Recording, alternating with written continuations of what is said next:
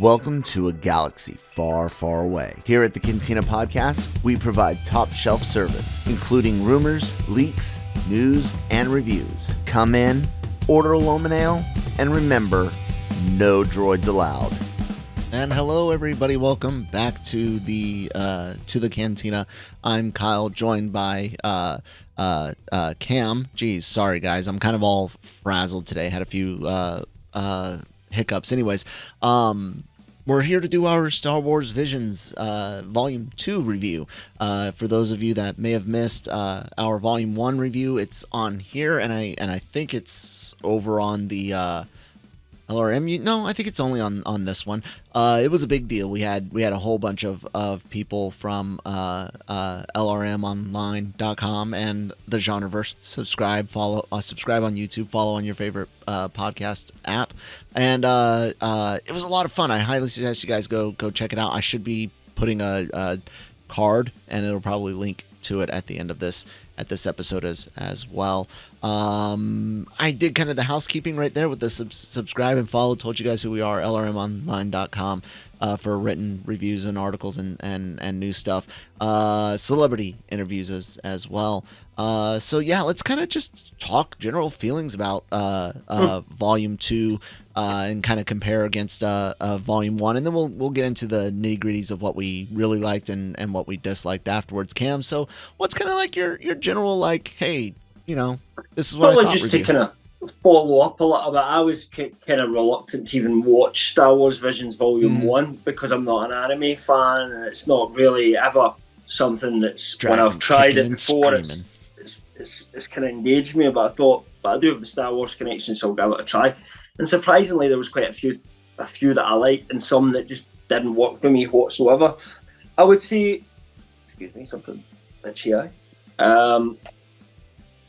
This season, I felt there was none that disengaged me completely the way some did in season 1, where I thought, this one's just not for me, and I tuned out, right?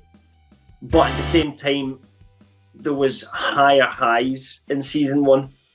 There was ones that I liked more than any one specific one that was in season 2. So overall, pretty decent. Enjoyed most of them. Could certainly watch them all, but not very few of them really stood out to me as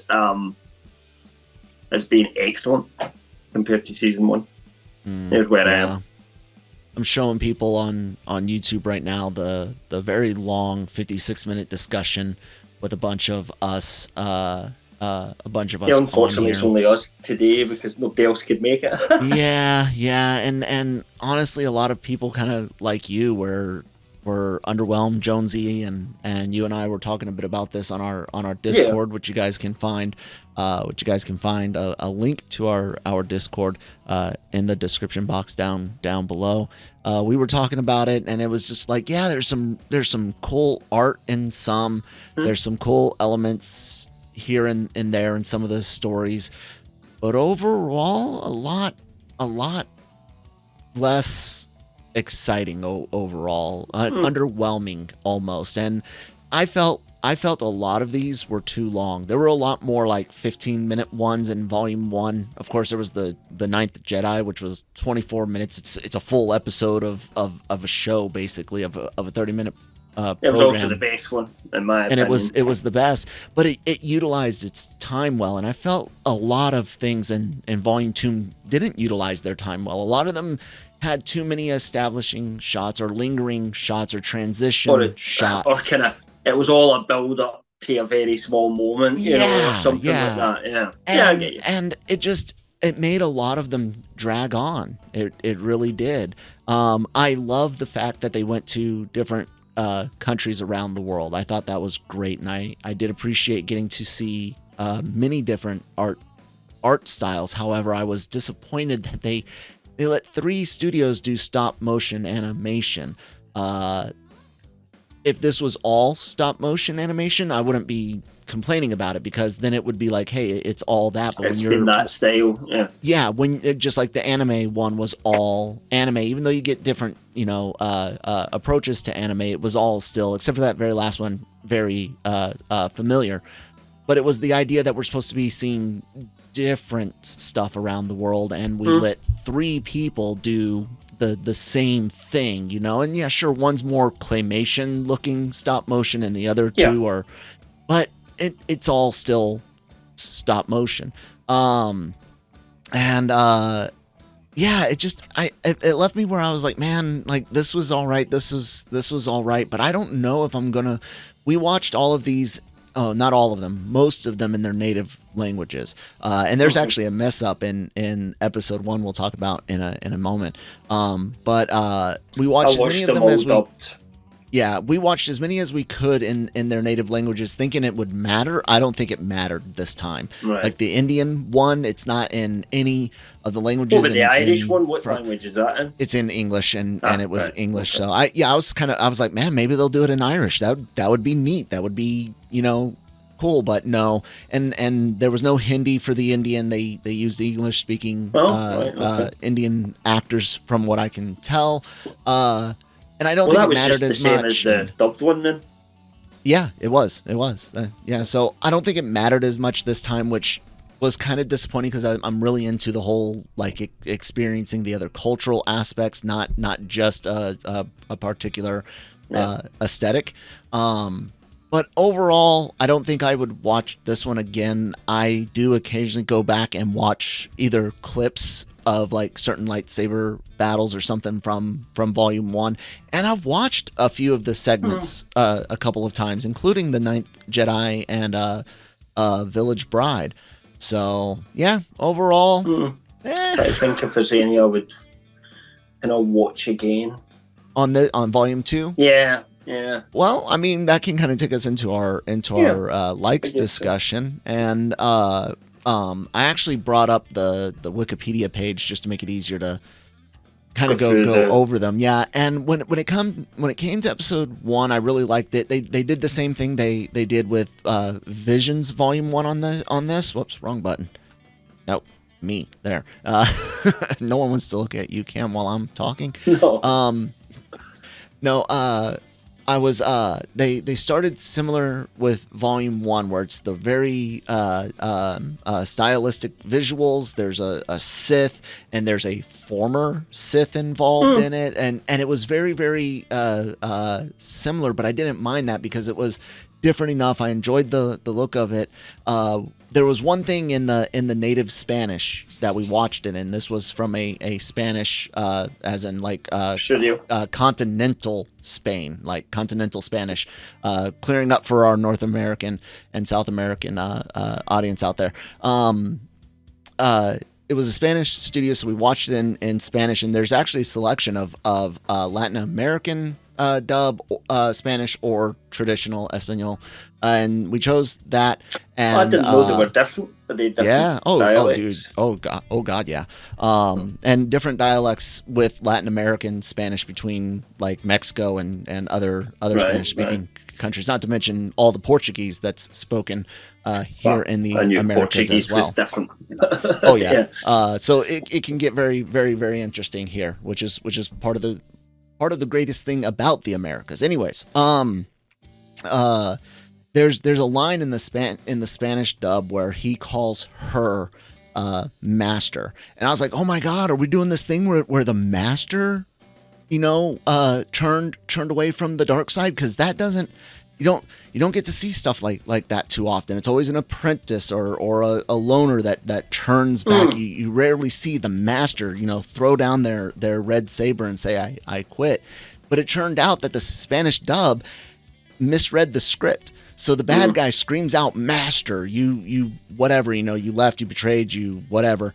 And when we watched it in English, with the subtitles on, it's just brackets master, as in the Sith master speaking, like letting you know that someone else is. And I'm like, oh my god, you guys just lost like an amazing a story element due to bad script writing, translation, whatever you want to call it. You must have been confused though at the end when he says, when she tells him, you are now the master. And I'm like, wait, what?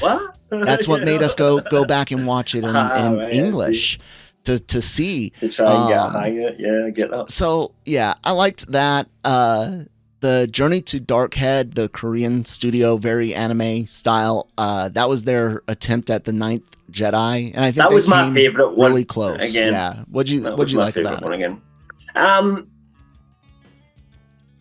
this is hard to say because I think they're all, and I think it's the style. They're light on story, you know. But I thought there was something about this one that engaged me. Plus the idea of, so we don't know what time, and I know none of this is canon, but this felt like early Sith versus Jedi wars. Yeah. You know, when the Jedi are on the back foot and the Sith are in control at this point. And, you know, we had people worshipping that Sith Lord, and he seems to be ruling that planet. And I didn't quite understand what was going on with the heads, but it seemed like some ancient, you know, thing that doesn't exist anymore in the Star Wars universe, but was having this cool effect. So it was like going back several thousand years and seeing something like really alien but familiar at the same time for me. Plus the action was quite good, and I liked the kind of mental side of things of this apprentice learning. The only thing I wasn't sure, like he was like, oh, I was sent on this mission because I needed to, and part of me was thinking, was he, or were you kind of sent there just to be the lamb to the slaughter because they were a bit scared and they just kind of sent you after the Sith Lord because you're losing? And, you know, I kind of wanted them to maybe push into that a little bit more, and it never really came out yet. But overall, I thought it was a good story, and that's what, when I was trying to think of the ones that I would watch again, it's probably the only one I would think, I fancy a look at that again. You know, probably. Yeah. It's kind of on that opposite side of the Ninth Jedi, to bring it up again, where that one felt like a very far distant future, where like the art of lightsabers has been forgotten. Jedi are very, very rare across the galaxy, and it was an exciting thing. And like I said, you can kind of feel how they wanted this to kind of be that one. I don't know if it was they chose it on purpose or not, but you know, it is what it is. I liked the twist at the end of Screecher's Reach, the Irish one, and the kid going off with the dark force user. That was like a Sith or a dark force user. But what I guess what maybe kind of confused me slightly with that one is, you know, she starts talking to the amulet at some point. And did I miss them? But they didn't really seem to explain that before we got to that point. No, because we started off with them just mining, and then they all walk outside. And we never really got to explain that. So if we assume this was somebody who had identified, you know, this person as a force user and was trying to set them up. So if that's the case, I then couldn't understand what was the thing in the cave. Was that just some former Sith that the other person knew was there, or was it just one of these force tests? Or I saw it as this. She was talking. What is her name? Dal. Dal is talking to it. Yeah, Dal. Sorry. She's talking to it. And it's already talked back to her, but we haven't seen that part. You know, we just see her talking to it, and that's the misleading about it being some, you know, faith, religious, or folk thing, right? And then you get there and you actually see it talk back, and I figured it was a test. You know, you want to get off this planet, you've got the ability, but do you have the drive? And that was the test.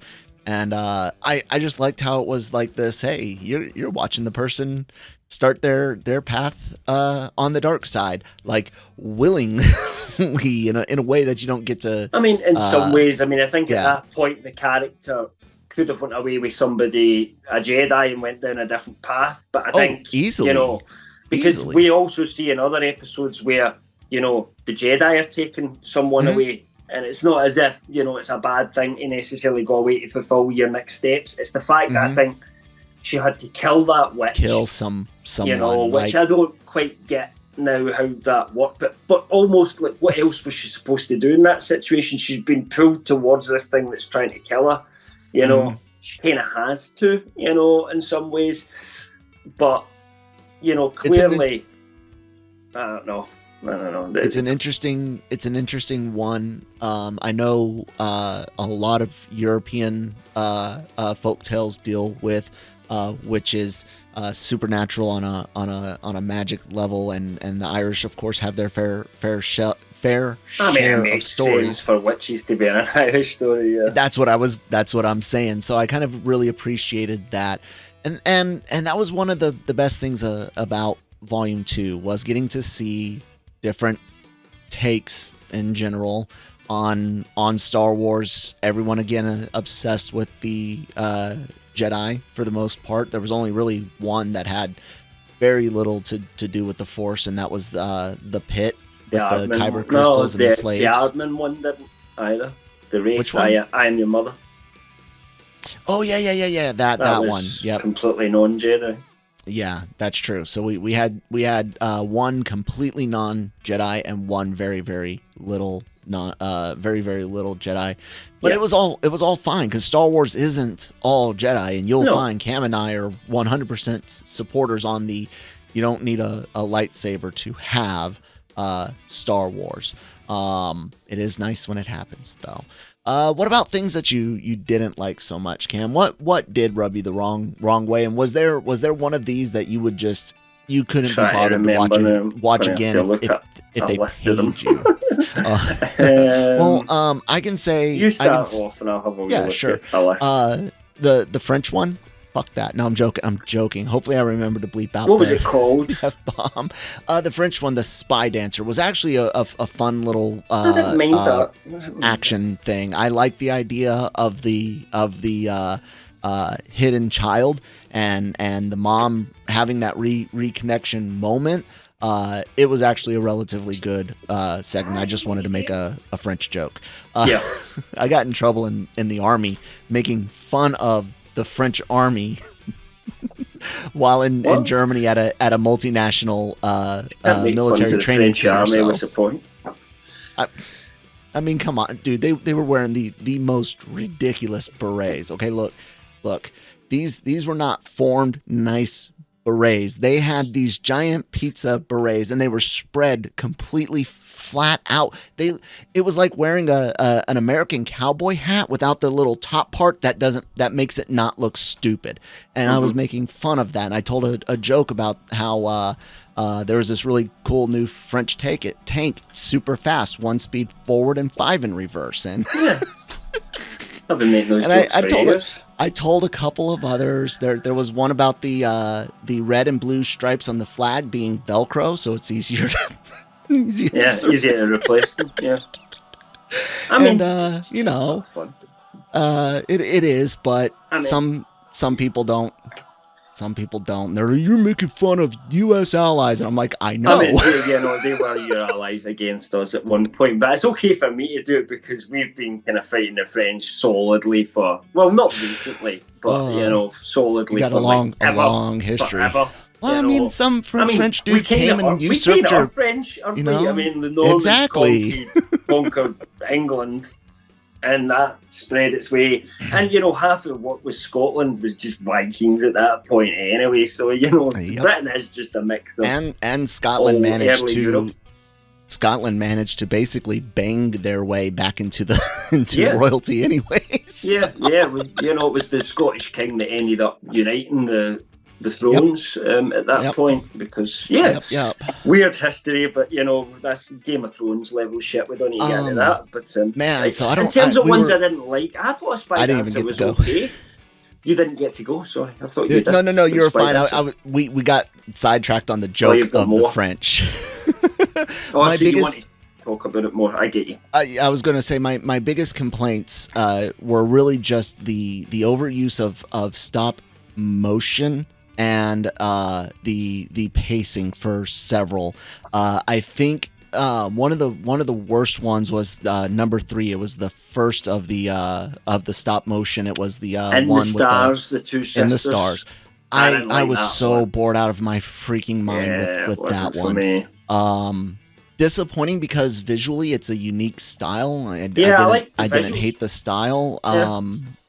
But it was so freaking boring, man.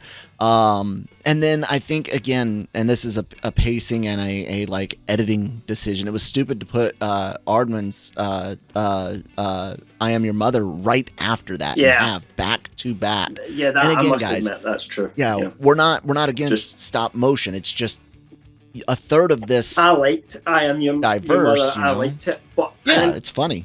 I don't know if I liked it as a Star Wars show. I just like Aardman stuff, and I quite like the humor, so that was my thing. Yeah. What else so what didn't you like? Oh well, that was the ones. That was the ones.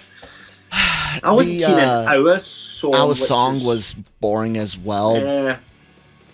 It looked good, but quite a romantic idea. I like the idea behind it in terms of like this girl. She's obviously got some sort of force sensitivity, but it's different in her, and it's around about this song, you know. Yeah. Which the Jedi that comes in to sort of save them realizes there's something weird about her, and she needs to kind of explore that further. That aspect of it was cool, but it just was a bit boring to get all there in the first place. Yeah. Were any of these like? I remember the final episode, number 9, Aka. What was it called? I was so. Or do you mean in season 1? In volume 1. Akakiri. It was the last one. It had the most stylistic look. They were riding on the back of the beasts in like a desert setting. It was super late. They get to a building at the end of it. Anyways, it was the worst of the 9. I absolutely hated it. It was boring. It was ugly. No offense to the studios and stuff, but it was ugly. It was boring. It was bad in my opinion. I don't think Volume 2 had anything that was just outright bad on every level. Yeah, like I think boring that one was their worst thing. Through.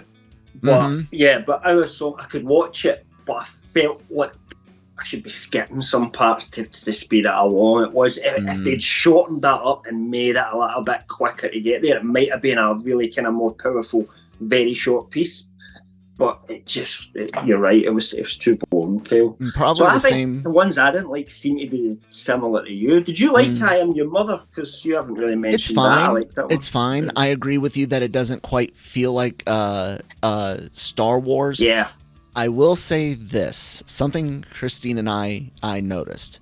The Force was very female this time around.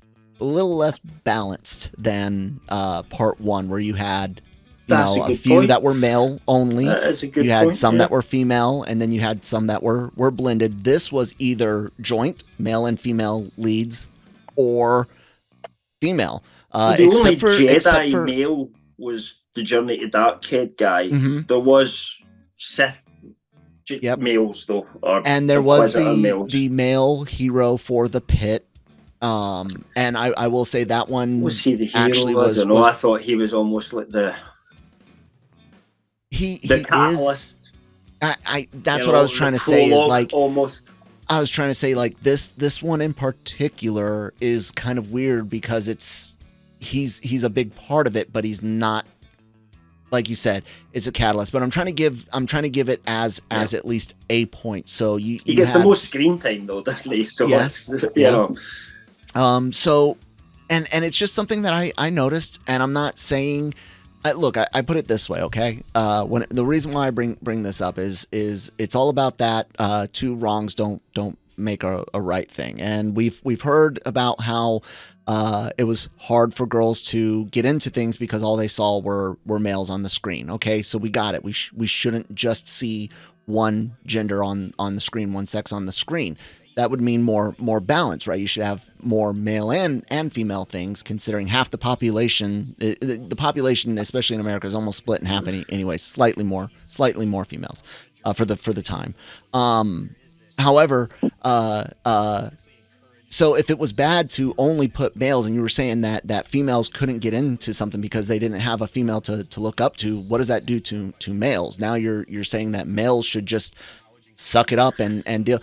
I'm not saying, depending on the way I'm saying it was something that I noticed. And if you are overcorrecting, you are and you're basically saying, well, it was done to one, so it's fine to do it to the other. That's not right, and that's hypocritical. And if it was damaging to one group, if you say former, ways of doing things in entertainment were damaging to females, if you then knowingly do that to males, are you knowingly damaging male children? I mean, come on, that's messed up. And again, I'm not saying that happened here. Yeah, but it's something that I noticed. The extreme, if you were to take it that far. Yeah. Personally, I guess, I mean, it just doesn't, I don't care if I don't feel like I'm not represented if I'm watching something that's got a female lead, especially in a Star Wars type. Not at all. Because it's, I'm not Leia, getting into it. Mara, I don't need to get into Jaina. What's life like for a woman in the modern day at the moment, which might not interest me, as much, because it's a fantasy world ultimately. Mm-hmm. So it really doesn't bother me. So it's funny that I never even clocked that most of the leads were kind of female as I was going through. We did when it was 4 in a row. We were like, wait, you have the first one, Spanish female, the Spanish one, female lead, female from Ireland, two females for the sisters, and then I am your mother, and it's like literally you have nothing with a pairing for a long time. It's not until I think Journey to the Dark Head. Well, there's only one girl and two sort of male leads in it: the bad guy, the good guy, and the But that one's a balance, and that's fine. That's a balance. And again, I'm not against having one or two female and maybe one or two male, and then a bunch of balance, or even say 3 female, 2 male, and several balance. I'm just saying it was enough that I noticed it. Christine noticed it. I'm not saying anything bad. Guys, patterns of behavior lead up to things, and it sucks that some people are completely innocent of not trying to, mess with things. But the simple fact is that does exist out there. And this is more of a daily cup of genre conversation. But anyways. Well, it probably is getting into a little bit about that kind of general thing. Because again, I don't, and it's tough for me to have an opinion on it because I don't think that way, really, and I know that because there always is, and there's a site I follow that kind of takes the mickey out the fandom menace, if you like, and brings up all the stuff they say about girls and all that, all the time, and of course that is the kind of thing that they'll say, that there's no male representation. And I don't know, I don't need to be represented as a male to enjoy something. I know, but again, you got to remember, Cam. See, that's kind of a dangerous thing to say, though, especially here in America. And again, guys, the European experience, having Cam, of course, lived there all of his life, but having been to Europe myself, it is different. Despite the similarities, it is different. Racial relations, history, like it's just different. So when you say you don't need to be represented, if you say that here in the United States, generally it is the straight white males that'll say, well, I never needed to be represented on screen. I was just happy to see a hero.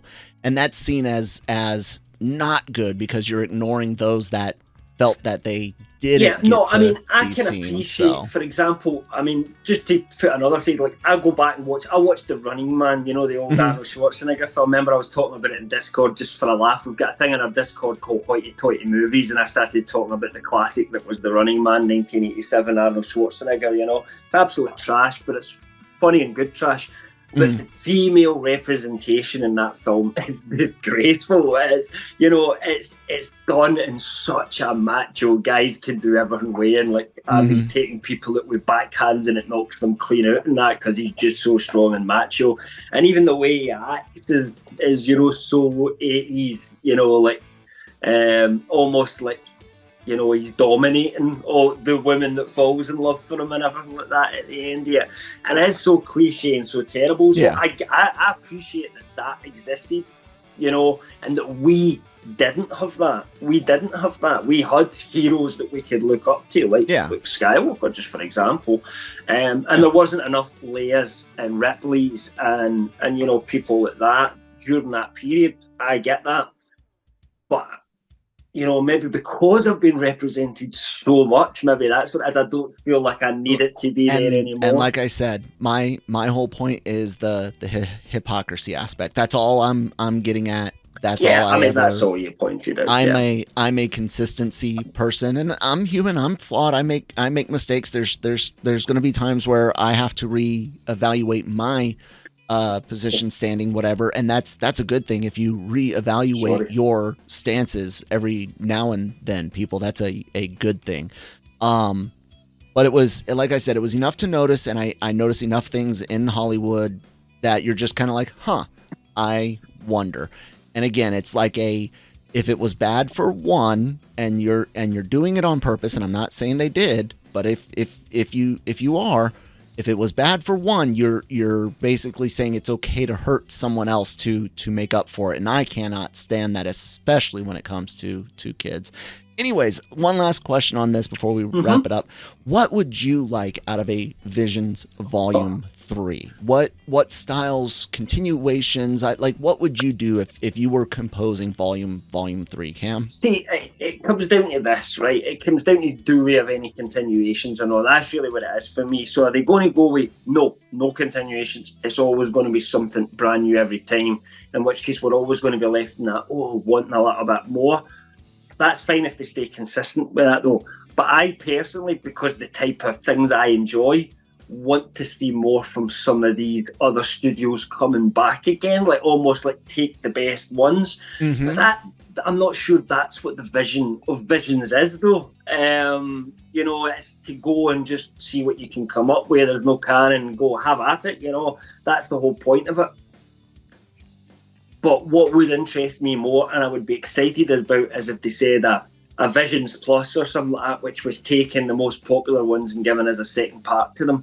For example, I would like to see more of The Ninth Jedi, is the obvious one, right? But I would like to see more from the University Journey of Darkhead. I would like to see a next step of that, the Sith one. What was it? Screecher's Reach. You know what I mean? Because actually, I found Screecher's Reach a little bit boring, where it was too long to get to the exciting bits. But I kind of, because she's went away with this Sith and what would the training be involved, that's an interesting story to me. And I can imagine it in my head, but I would like to see more of that. So I'm kind of torn. That's what I'm in between it, because what I want, I don't necessarily think is the right way for them to go with this show and what their vision actually is. I would like, because I still want to see things from other places. So I would like Volume 3 to combine it. I would like to take the two most popular from Visions 1, which would probably be Ninth Jedi and Ronin, although personally I would have went with Ninth Jedi and Village Bride. I'm really interested in her and her story, and why was she trying to turn away from the Jedi? What is she gonna go back and do now? That one was really cool.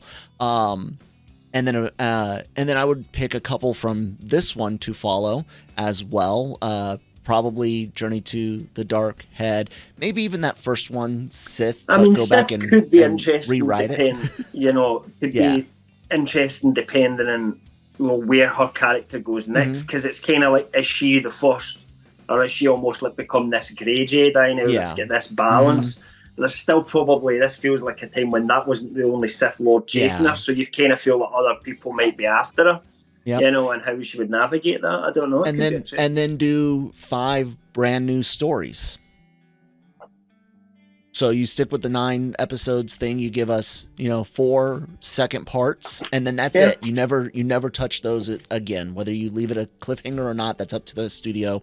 But that's it. And then you do the next 5, and then you carry on from there, and then maybe in season 4 you do a couple from the third, and then a bunch of new, and then you just keep 2 from before each time or something like that. I don't know. You don't even have to. Maybe they stop after 3, but that's what I would like is a little bit of both, a little bit of love even to what came before. If every season they did one follow-up from previous, that would be nice in some ways. Well, but it'd bring one studio back. But I get the feeling that they want to go with someone different every time at the moment, and I don't think that's what we're going to get. But I don't think Well, was there not one of the studio that did the Ninth Jedi? Did they not say something about we could, like in the past? I'm sure I've heard something like saying we could do follow-up episodes, or there was that something discussed about that. So maybe I'm wrong. Is there a country you would like to see do something? I mean, I'm not familiar with like who are the countries that are doing a lot of kind of solid animation at the moment. I guess for me, it's just across the water. There's a Celtic connection. The Irish one was probably me, if you like. No, whatever's interesting, whoever gets stories, that's all I care about. I would like to see something from maybe Western or Central Africa. I know a lot of African countries might not have the stability for animation studios. But I would like, because the last one came from South Africa, and that studio also has a part in Galway, Ireland, by the way. Triggerfish is the name of that final studio. But I would like to see something that's very deep African, and I would also like to see something that's very deep Latin American, as in like Aztec, personally like Mexican, Mayan, Aztec-y, touching native Star Wars type stuff, which I know the one with the two sisters. I think that one was Chile. I think that one was I think it was that one. And but I want something that is something a little bit more. Would Mesoamerican be the proper term? Anyways, you guys probably know what I'm getting at. So I get what you mean. Yeah. Any other thoughts, Cam, before I wrap it up? No, just like overall, this was a series that I had no interest in when they announced it. Not canon anime, which I don't like. And I'm glad they made it now. I'm glad they made it, and I'm glad I got to watch it. And I would, stop my earphones. I would 100% watch season 3 when it comes, which I think it will eventually. Absolutely. And you guys can, of course, find our reviews and discussions for all things and geek and entertainment here on the GenreVerse YouTube channel. We also do, in addition to the podcast, like Daily Cog, Breaking Geek Radio, check out their Guardians Volume 3 review this week. We do anime reactions and trailer reactions. If it's not a reaction video, the audio goes up on all your favorite podcast apps like Amazon and Google, Spotify, and of course LRMonline.com every day for written reviews, news aggregation, opinion pieces, celebrity interviews from the LRM YouTube channel, and more. Cam, anything you want to say to people before I close it? Which I think I already asked. You did, and I went back onto the kind of visions thing rather than the kind of general LRM. Okay. I mean, you've covered it, everything that we do, everything that we've got on there. If anyone wants to get involved, we're always looking for more people to spread out the team on a kind of volunteer basis. If it's something you want to learn and you just like to do a bit of writing or something, write about the things you're into, please let us know. We've got someone coming along soon that's going to be writing some anime stuff, which we're kind of excited about. So if it's a genre, especially things I don't cover, please give me a shout. But other than that. All right, guys. That's it. We'll see you next week, hopefully, to talk some Star Wars news, leaks, rumors on a regular Cantina. May the Force be with you.